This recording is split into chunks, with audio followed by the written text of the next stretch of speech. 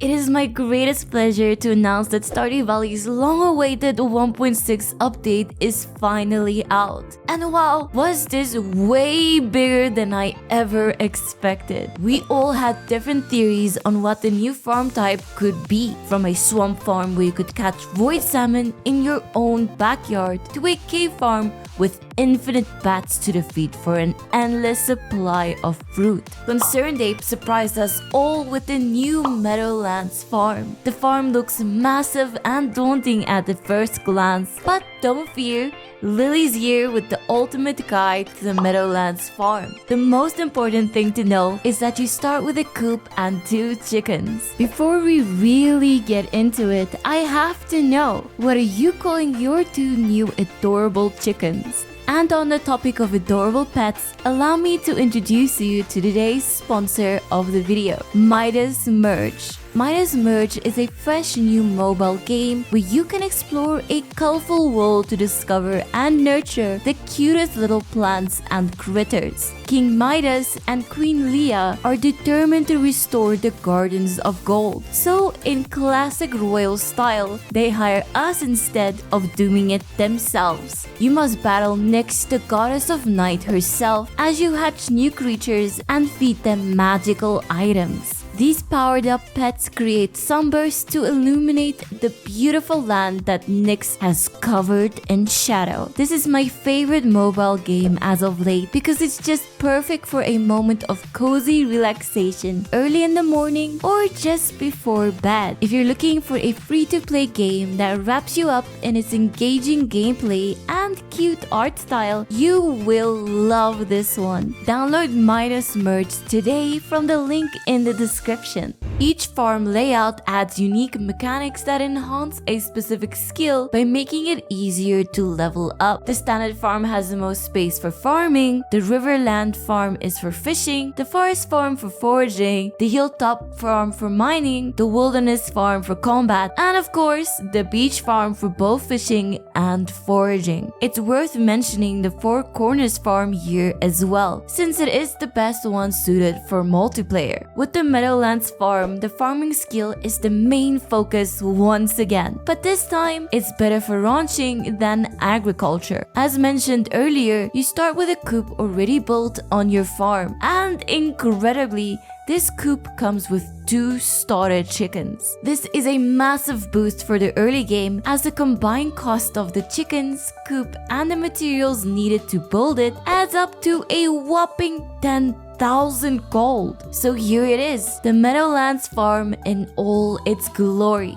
Let's take a quick tour to see what's new. Behind our house is the farm teleport return statue, and you can find your coop to the left of your house, with this soothing waterfall and river flowing through. The greenhouse has been moved next to the coop even further left. Of course, you'll be able to move the position of your greenhouse after it is fixed. Left of the greenhouse, you can cross this cute little bridge to find Grandpa's shrine hidden behind some trees. The cave has also moved and its entrance can now be found at the bottom right of your farm. Even though this farm boasts a nice increase in size, there is not all that much farmable land. But wait, that is not all. On this farm, there grows a unique kind of grass. That's right, we got bluegrass. Not only is it aesthetically pleasing, but our animals seem to really love this new flavor of chewy grass. So what is the real difference between the normal green grass we usually find around the valley and the new bluegrass? I did a quick experiment with the standard farm where I bought 2 chickens to pet and feed for 6 days. I noticed that when my chicks ate the standard grass, they took 3 days to become full-grown chickens and 5 days to reach half a heart. I got mostly normal quality eggs in 6 days. I repeated the experiment, but this time my chickens fed on bluegrass. They took 3 days to become chickens as well, but only 4 days to reach half a heart. Over the 6 days, I once again got mostly normal quality eggs. So now we know, bluegrass makes our animal friendships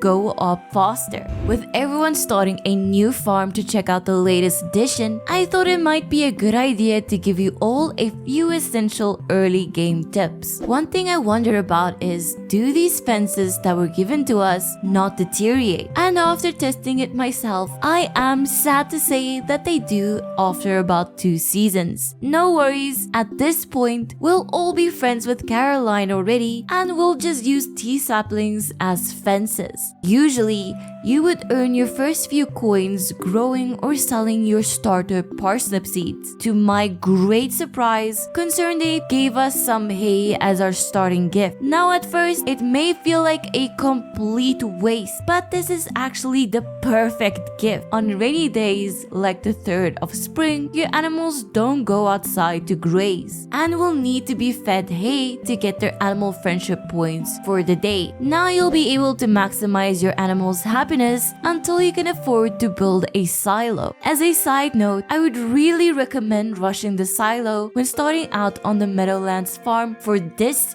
very reason. I would also recommend getting a mayo machine as soon as you can, since you'll have to significantly increase the value of your chicken's first batch of eggs. Be sure to pick up some earth crystals when you go mining, since a mayo machine would usually be useless so early in the game. Okay, so the chickens are super cute, but we'll still need to grow a few crops, especially early on. As always, you gotta clear a few weeds to collect and grow some mixed seeds. Head over to Pierre's to invest in as many potato seeds as you can, since they only take 6 days to grow and have a chance for a multiple harvest. Be sure to leave enough space for a brand new crop type, the humble carrot. Carrots only take 3 days to grow, but that's not even the best part. If you see these greenish tree roots, hoe them immediately. You will score yourself some free carrot seeds all over the valley if you have a hoe in your inventory and a keen eye. After selling your first potato and carrot harvest, you should be able to afford 2 more chickens to fill up your coop ASAP. So with a combination of mixed seeds, carrot seeds, and eggs being turned into mayo, if you didn't drink it all already, of course, and then later on some strawberry seeds, then you will have no problem turning your new Meadowlands farm into a gold factory to rival Joja itself. Thanks again to Midas Merge for sponsoring this video. Download Midas Merge right now from the link in the description. You definitely won't regret it. Anyway, I love the creative approach that the Meadowlands Farm is encouraging farmers to take, and that I mentioned that it also is just really pretty. Its layout is definitely any farm decorator's dream come true. What approaches do you think will work best for the Meadowlands Farm? Do you have any good advice for new farmers? Let me know in the comments below. If you like this video, you have to subscribe. Do it for the chickens. They deserve some love too. Anyways, I will see you in the next video.